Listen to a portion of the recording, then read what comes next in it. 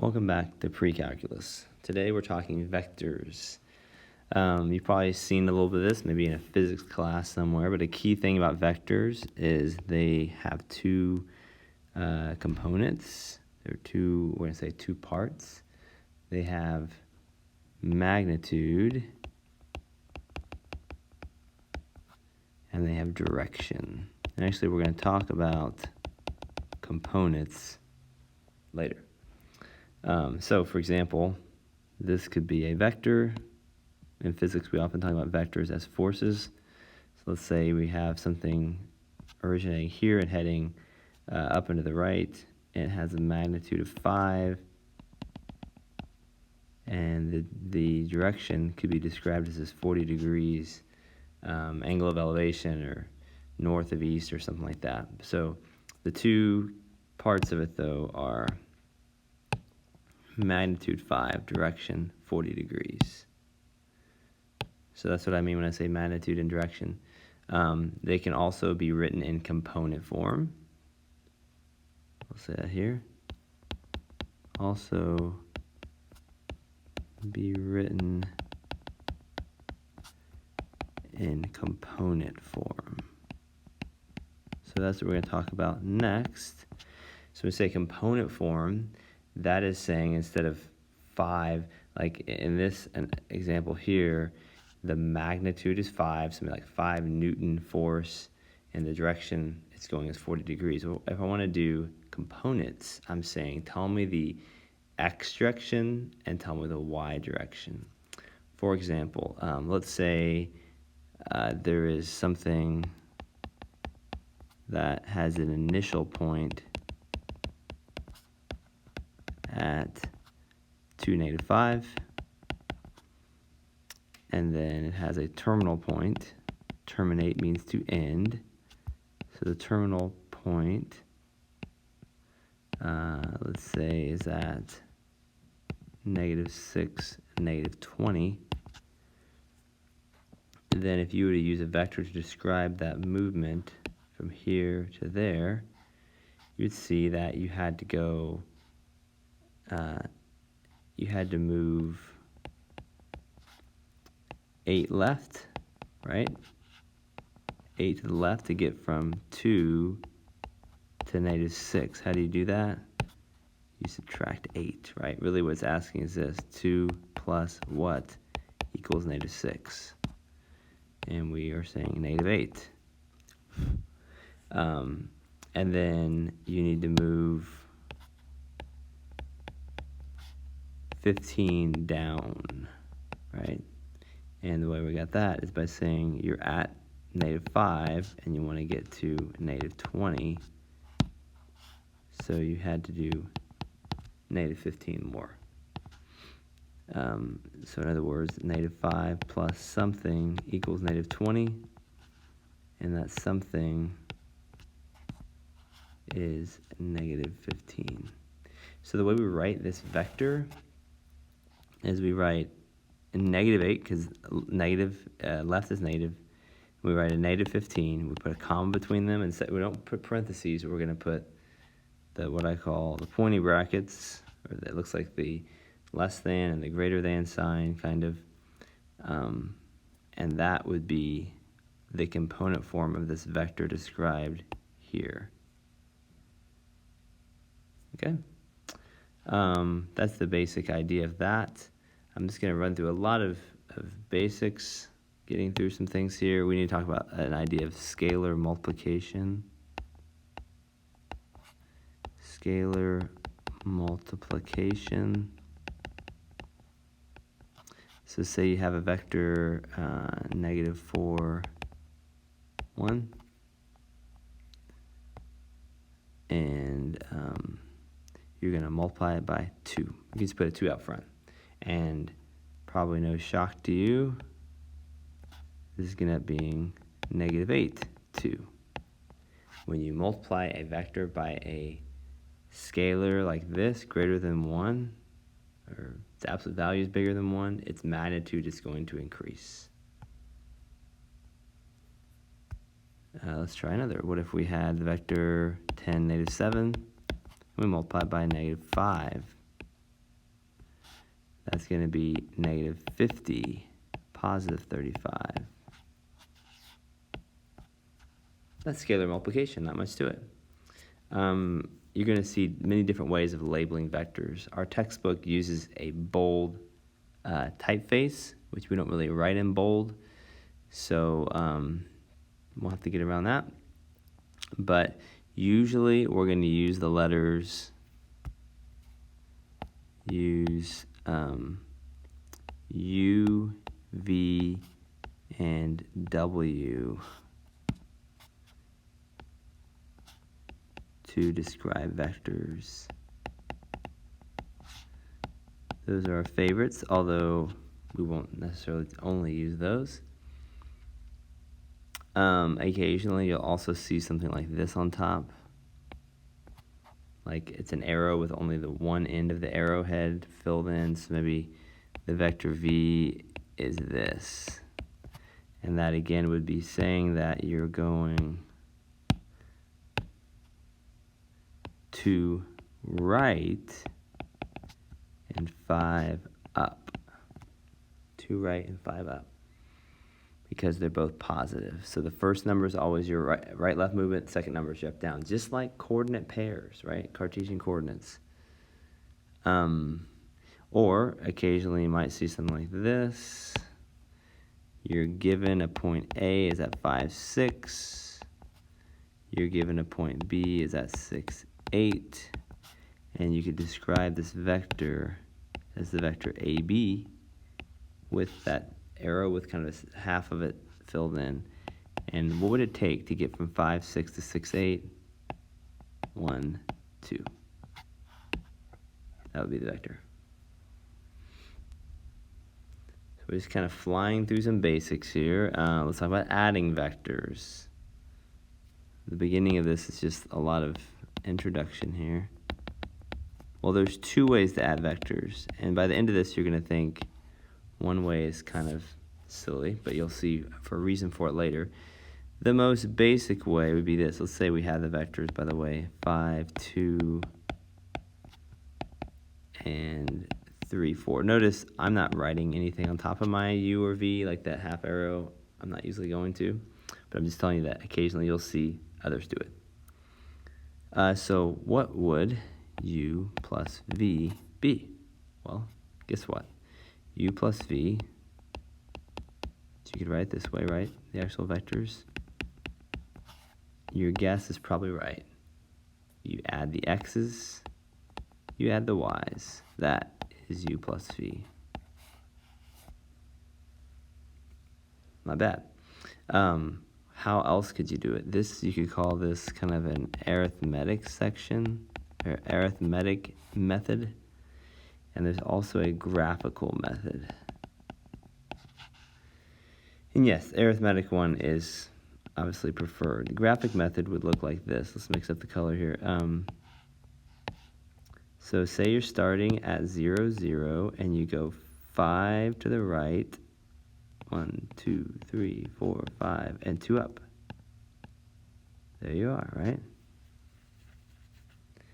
That is the U vector. And then you add to that the V vector, which is 3 to the right and 4 up. 1, 2, 3, 2, 1, 2, 3, 4.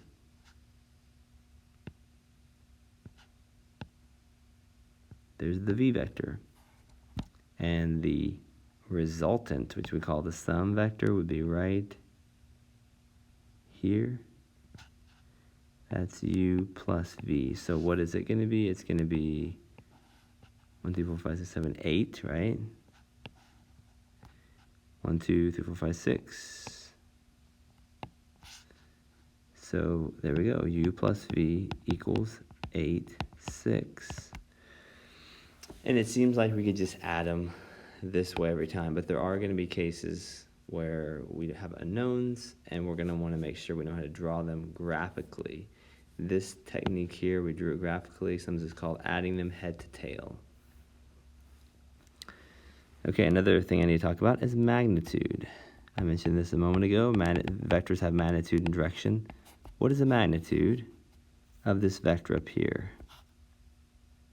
First of all, the way you notate magnitude, it's kind of like absolute value, but it's double brackets. That's the way our textbook does it. So the magnitude of u plus v, what does that mean? That means, basically, remember we said a second ago, magnitude is that distance. So if we go back to this example, what is that length right there? What is that? Well, you say we can do this. That distance is 6. Well, this distance is 8. You see what we got here? We got ourselves a right triangle. What's the hypotenuse? 10. That's a Pythagorean triple. But you can check it with Pythagorean theorem if you want. But it is going to be 10. So this should be 10. Well, how do we do it? Well, the way magnitude is typically done is this way. It is going to be,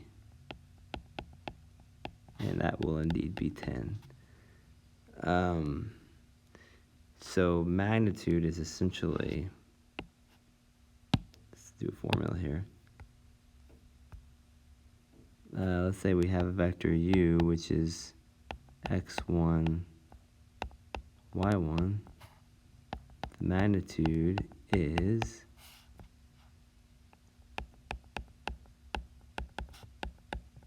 that, which, if you think about it, makes sense. What is a vector? That's x1, that's y1, this is the magnitude of u. Well, we know that the magnitude of u squared equals x1 squared plus y1 squared. You square it both sides and you get there. So it's nothing new. It's just the hypotenuse.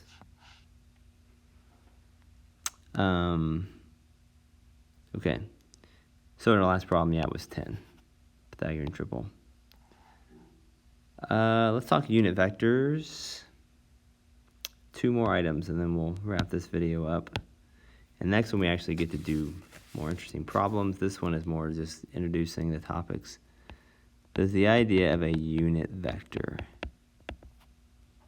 The word unit means 1. 1. So it is a vector with magnitude 1. So we're going to call it a directional vector, because really, you know it has a length of 1, so the length is not very interesting. What's really interesting is the direction that it communicates. So a directional vector with magnitude of 1. It's just a vector that communicates magnitude. Well, you know what? Let's go back to this same example we just did again. Let's say we have a vector w. Find the unit vector of w, which we'll just do that same one again. We'll say it's 8, 6. I'm picking really good numbers, you'll see here. Okay, so to do the unit vector, first thing I'm going to do, first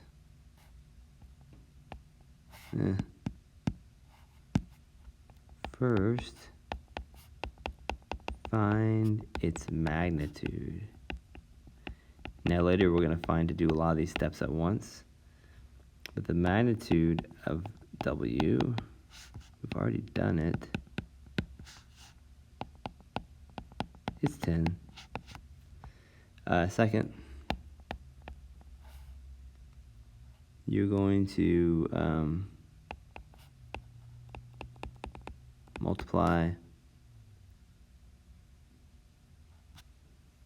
well, let's see. Let's think this through without just giving it to you. Just gonna think it through. So to find the unit vector of this, I want to find out a vector that goes in that exact direction but has a length of 10. Or has a length of 1. So if I have a length of 1, I want it to be 10 times shorter. So what if you took, and we're going to fill this in just a second, but let's go down here. What if you took w and multiplied it by 1/10. Would that do it? That would be a tenth shorter. If 1/10 is a scalar, it would be 1/10 of 8 comma 6, which would be 8/10 or 6/10. You know, I could go to decimals, 4/5 and 3/5. Let's just go to fractions, 4/5 and 3/5. Let's just go to decimals and go to that. That is the unit vector. What did I do? I divided it by its magnitude. Divide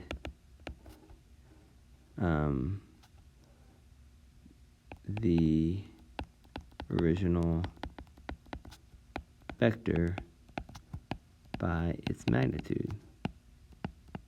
I'm saying divide, but you might be more comfortable saying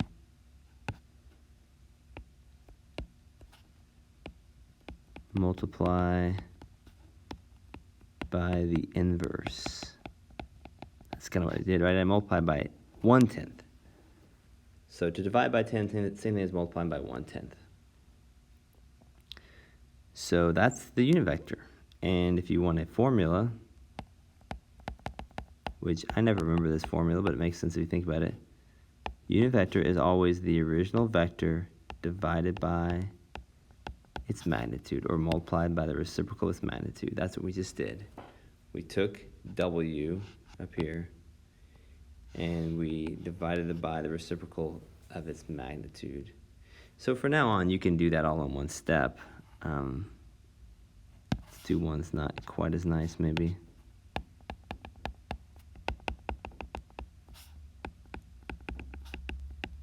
Find unit vector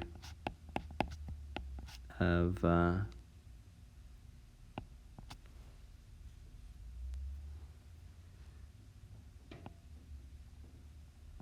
-3, 4. Okay, I'm making this pretty nice.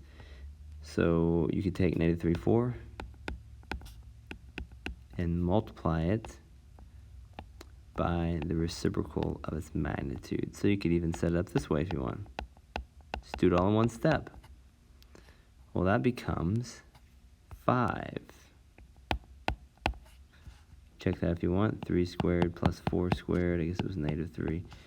That becomes 9 plus 16 is 25. And if the whole thing's square rooted, it's 5. Times this. What do you know? It's going to almost be the same answer as last time. -3/5, 4/5. Or if you would rather, -0.6.8. That would be the unit vector of that original -3, 4. Okay, last thing. Last idea is this concept of special unit vectors.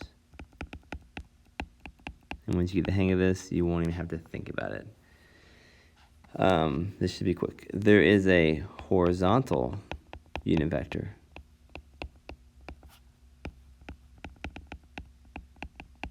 And the horizontal unit vector is a vector that goes due east, straight to the right, has a length of exactly 1. What would it be? Well, if it goes straight right, it's got to have a 0y component. Now, it has a length of 1, and it's only going left and right, it must be 1, 0. And there's a vertical unit vector too. It's not going up or down at all. It's going due north, straight up, 1, 0, 1. These are so common that there's a system of writing vectors using these, and we're going to let that be, we're going to let that be equal to the letter I, and we usually write it like that with a little house top. And this one,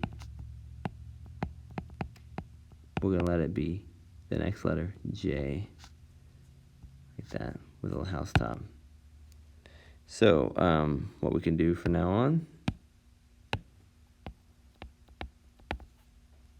so if you were asked to work with a vector like 4, -6, you could say, oh, you mean 4I minus 6J.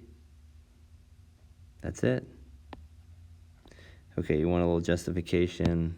I wrote this down. I guess I'll show you. I could write this, right?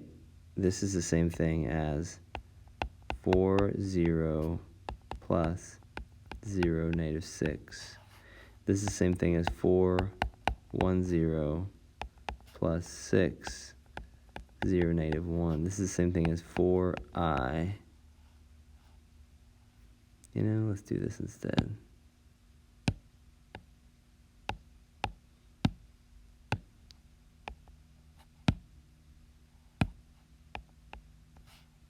Like that, right? Minus 6 times 0, 1. So 4I minus 6J. Those are the same. Now, those middle steps, you don't need to write. So, for example, if someone asks you about this, say write this in IJ form, you just say negative 16I plus 13J. Means the same thing.